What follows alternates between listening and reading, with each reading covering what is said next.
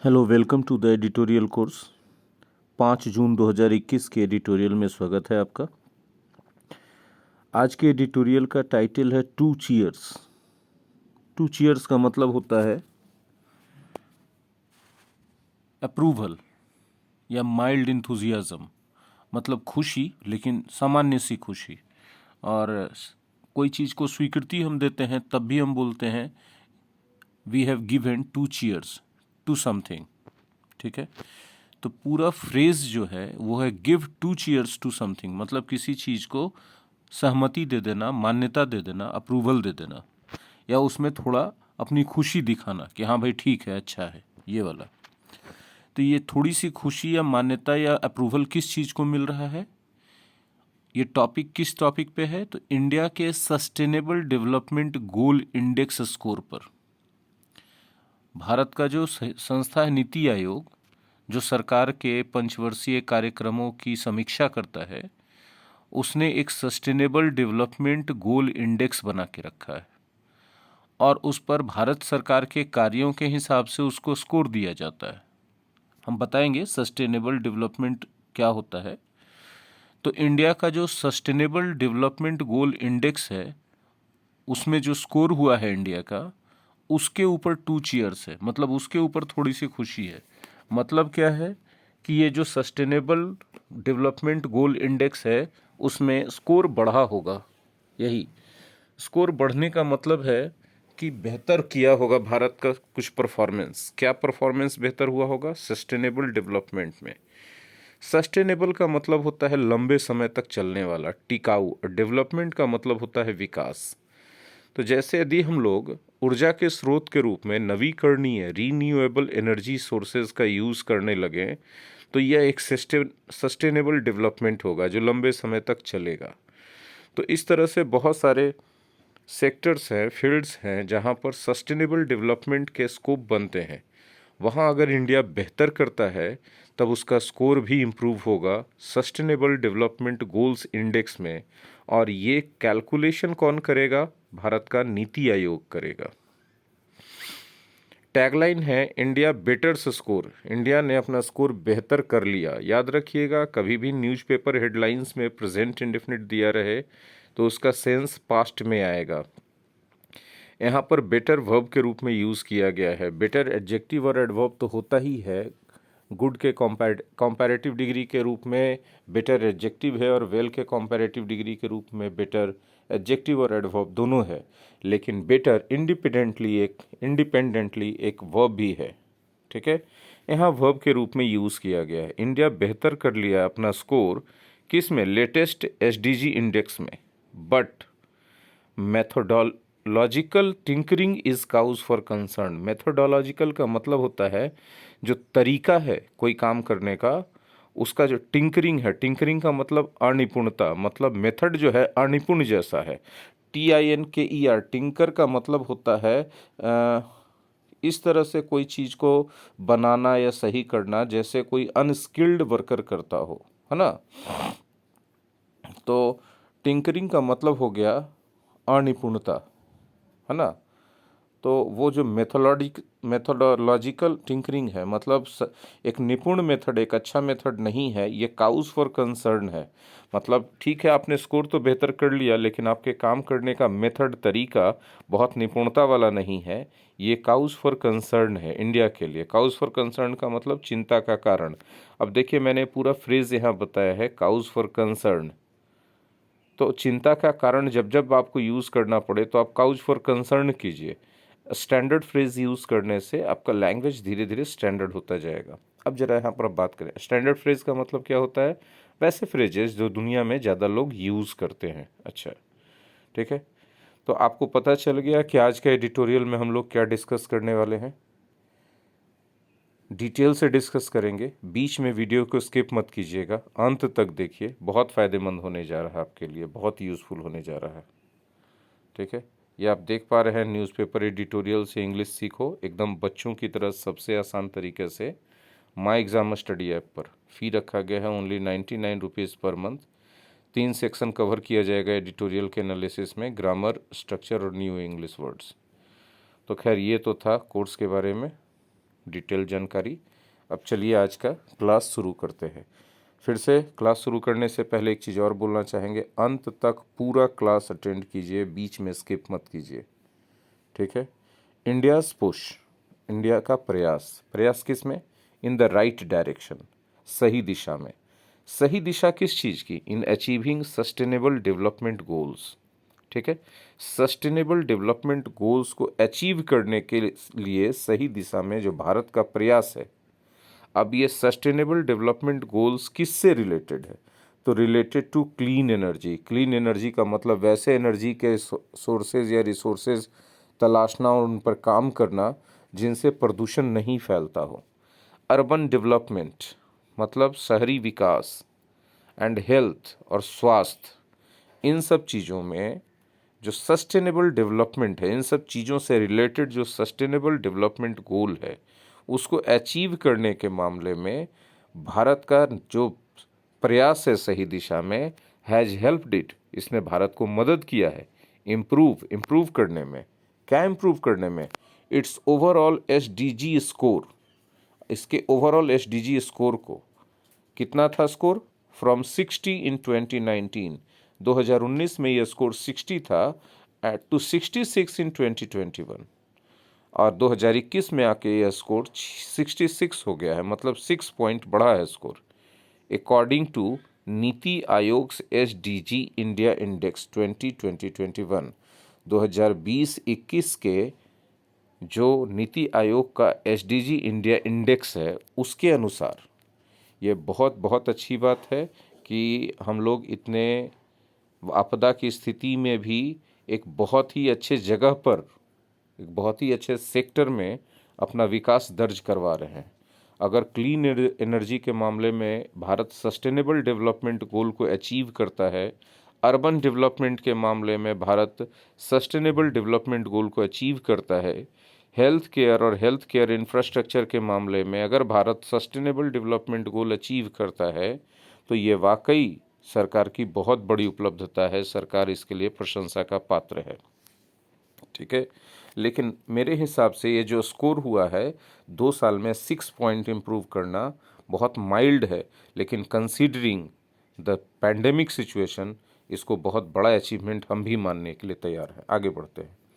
Besides SDGs on eradication of poverty and hunger, measures related to the availability of affordable clean energy in particular showed improvements across several states and union territories. देखिए, eradication of poverty and hunger मतलब भूख और गरीबी का उन्मूलन। Eradication का मतलब होता है उन्मूलन, ठीक है।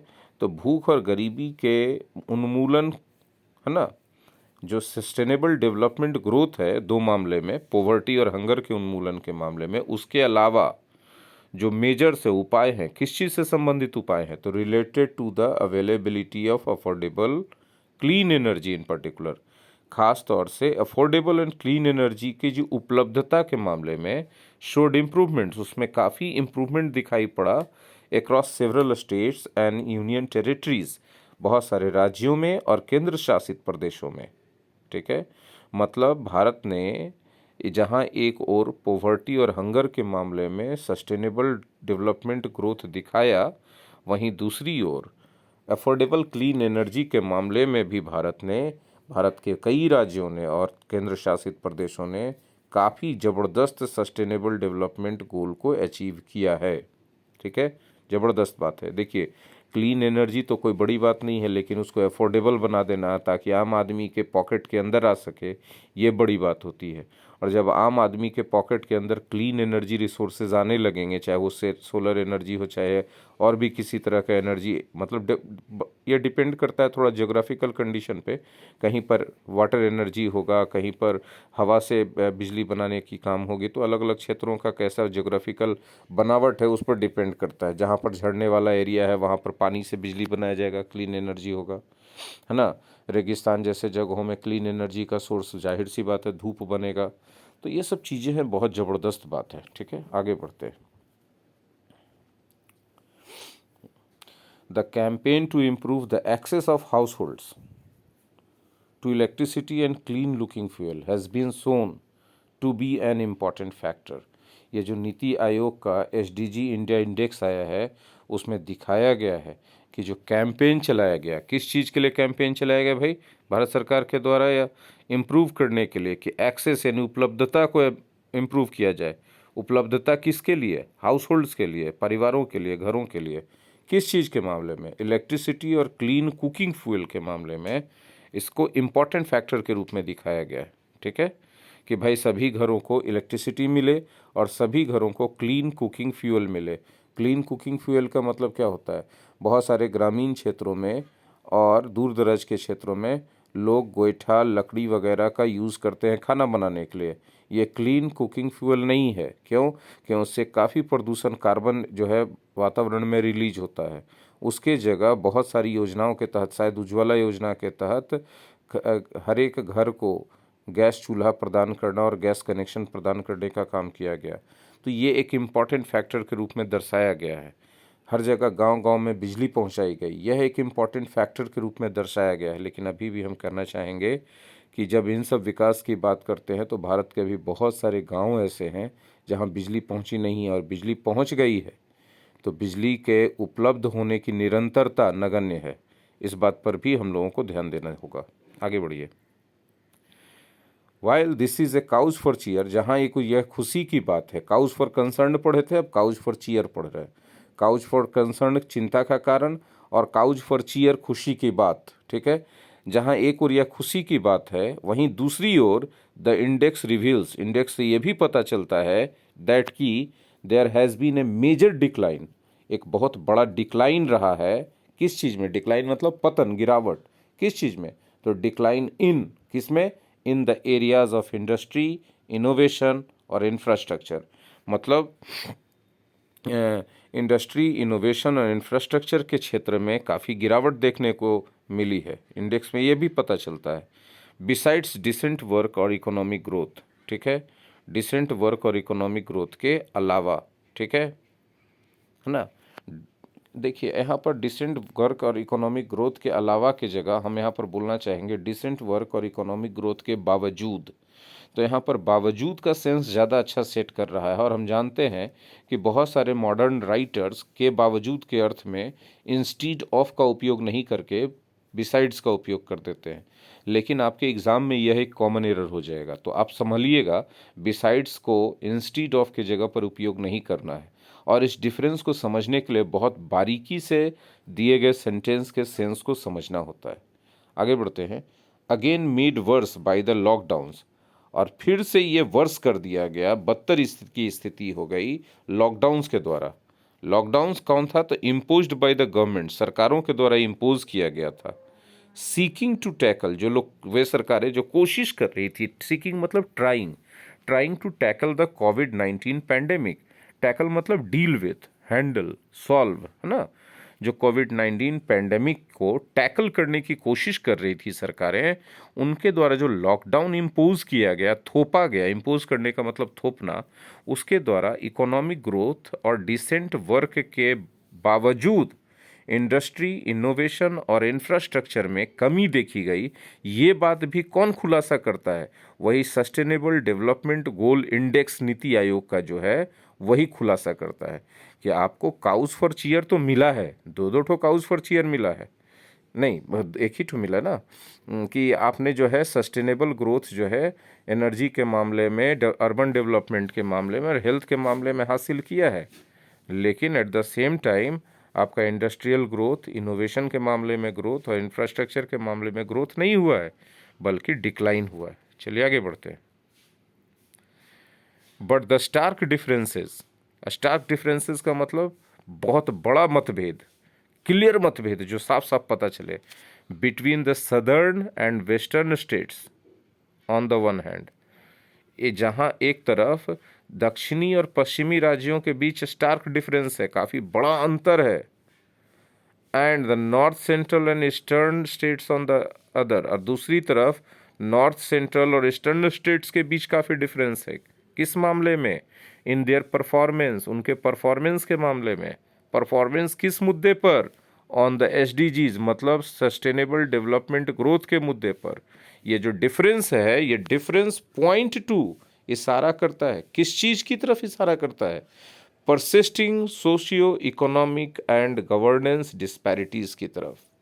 परसिस्टिंग का मतलब होता है लगातार निरंतर चलते रहने वाले, निरंतर बने रहने वाले, रेगुलर तरीके से होने वाले सोशियो इकोनॉमिक और गवर्नेंस डिस्पैरिटीज़ का, असमानता का। मतलब ठीक है कि यहाँ पर आपको विकास देखने को मिला, लेकिन एक समस्या और देखने को मिल रही है कि सदर्न और वेस्टर्न स्टेट्स के बीच में काफ़ी डिफरेंस है और नॉर्थ सेंट्रल और ईस्टर्न स्टेट्स के बीच में काफ़ी डिफरेंस है एसडीजी के मुद्दे पर, परफॉर्मेंस के मामले में। और ये जो डिफरेंस है वो इशारा करता है कि इन सब राज्यों में सोशियो इकोनॉमिक और गवर्नेंस के लेवल पे काफ़ी डिस्पैरिटीज़ परसिस्ट कर रहे हैं, मतलब लगातार असमानताएं बनी हुई हैं। दीज इफ लेफ्ट अनएड्रेस्ड, अगर इन डिस्पैरिटीज़ को, असमानताओं को अनएड्रेस्ड छोड़ दिया गया, इनका समाधान या निराकरण नहीं किया गया, तो दीज विल एक्सासर्बेट फेडरल चैलेंजेस, तब यह केंद्र सरकार की चुनौतियों को, देश की चुनौतियों को एक्सासर्बेट कर देंगे, मतलब और बढ़ा देंगे। एक्सासर्बेट करने का मतलब होता है हालात पहले से खराब था, आपने उसको और ख़राब कर दिया, इसीलिए एक्सासर्बेट के सिनोनिम्स के रूप में हम लोग एग्रावेट या वर्सन, WORSEN, वर्सन का यूज़ कर सकते हैं। As seen in the public health challenges during the second wave across some of the worse off states, जैसा कि हम लोग देखे थे हेल्थ चैलेंजेस के मामले में सेकेंड वेव के दौरान, पैंडेमिक जो हुआ कोविड-19 का सेकेंड वेव, तो उसमें जो कुछ वर्स ऑफ स्टेट्स थे, मतलब जो कम समृद्ध राज्य थे, वहाँ स्थिति और ज़्यादा खराब हो गई। ये हम लोगों को देखने को मिला हेल्थ चैलेंजेस के मामले में। इसलिए अगर ये जो सोशियो इकोनॉमिक लेवल पे और गवर्नेंस के लेवल पे राज्यों के बीच डिस्पैरिटीज़ हैं, असमानताएं हैं, इनको खुला छोड़ दिया गया, मतलब ज्यों का त्यों छोड़ दिया गया, तो हालात आने वाले समय में और बुरे हो जाएंगे। आगे देखिए, अब हम लोग अगले पैराग्राफ में चल रहे हैं, मज़ा आने वाला है। कहता है not with standing the improvement in की इंडिकेटर्स, जो मेन इंडिकेटर्स हैं, की इंडिकेटर्स हैं, उनमें इम्प्रूवमेंट के बावजूद, नॉट विद स्टैंडिंग का मतलब के बावजूद, है ना, the index has curiously made some methodological changes, इस इंडेक्स ने बहुत कुछ बड़े मेथोडोलॉजिकल चेंजेस किए हैं, that render comparisons on some SDGs over previous years moot, जो कि तुलनात्मक स्टडी या तुलना करने के लिए स्टडी करवाते हैं। रेंडर कंपैरिजंस का मतलब हो गया कि तुलना प्रस्तुत करते हैं, किस मामले पर? ऑन सम एसडीजीज, मतलब कुछ सस्टेनेबल डेवलपमेंट ग्रोथ के मामले पर। पिछले साल के जो मूट था, मूट मतलब जो डिबेटेबल पॉइंट था उस पर, जो आर्ग्यूमेंटेबल पॉइंट था, जो मेन समस्याएं थी उस पर, पिछले साल की कुछ मुख्य समस्याएं थी, उसके ऊपर सस्टेनेबल डेवलपमेंट ग्रोथ के मामले पर इस बार जो इंडेक्स है, सस्टेनेबल डेवलपमेंट ग्रोथ का इंडेक्स जो नीति आयोग के द्वारा प्रस्तुत किया गया है, उसमें कुछ मेथोडोलॉजिकल चेंजेस ला दिए गए हैं, जिससे पिछले साल जो एसडीजी काम किया गया कुछ महत्वपूर्ण मुद्दों पर और इस साल जो किया गया उसके बीच तुलना दिखता है। क्या तुलना है देखिएगा।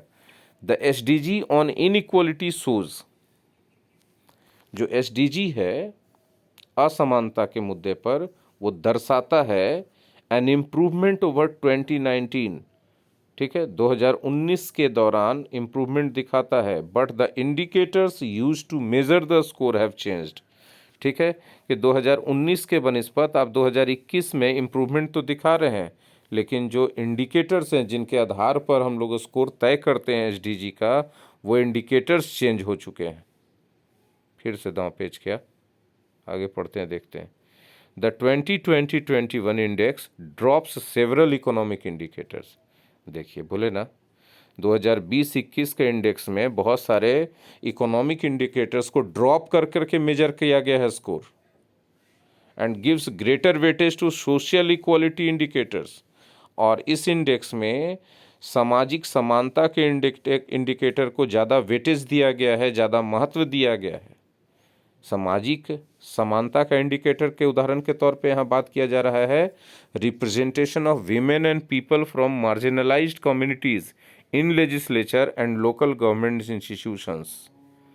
जैसे कुछ खास जो सोशल इक्वलिटी इंडिकेटर्स हैं उसमें है कि महिलाओं और जो हाशिए पर कम्युनिटी है, मार्जिनलाइज्ड कम्युनिटीज़ का मतलब वैसे समुदाय, वैसी जातियां जो समाज की मुख्य धारा से अलग हैं, बेचारे अपने खाली भोजन के लिए संघर्ष करते करते जिनका हालत खराब है फिर भी नहीं मिल रहा है, उन लोगों का प्रतिनिधित्व, उन लोगों का उपस्थिति लेजिस्लेचर में और लोकल गवर्नमेंट इंस्टीट्यूशन में कितना है, एक ये आधार बनाया गया।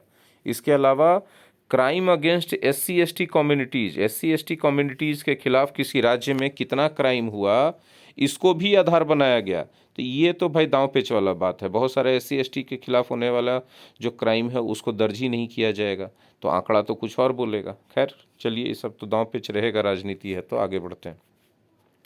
इन सब आधार पे इस बार ये जो है ना सस्टेनेबल डेवलपमेंट ग्रोथ का इंडेक्स तैयार किया गया और इस आधार पर स्कोर जो है 66 हो गया, क्योंकि 2019 में जहां एक तरफ इकोनॉमिक पॉइंट को ज़्यादा महत्व दिया गया था स्टैंडर्ड के तौर पे, इंडिकेटर के तौर पे, और उसके आधार पे पॉइंट कैलकुलेट किया गया था स्कोर, इस बार इकोनॉमिक ग्रोथ को नहीं माना गया, इस बार सोशल इक्वलिटी को माना गया आधार स्कोर करने के लिए।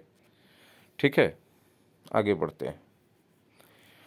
By dropping the well recognised Gini coefficient measure, जो गिनी कोफिशिएंट मेजर है जो वेल रिकॉग्नाइज्ड है उसको ड्रॉप करके, and the growth rate for house hold expenditure per capita among 40% of rural and urban population, instead only the percentage of population in the lowest two wealth quintiles is used। गौर से समझिएगा, मतलब कि गिनी coefficient major को drop किया गया और growth rate जो house hold expenditure है per capita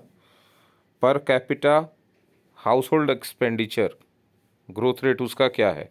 house hold expenditure का मतलब घर में होने वाला, घर चलाने में खर्चा होता है, 5 परिवार है तो 5 सदस्य परिवार में, और घर का खर्चा 25,000 है, तो per capita house hold expenditure कितना पड़ा, 5,000 पड़ा।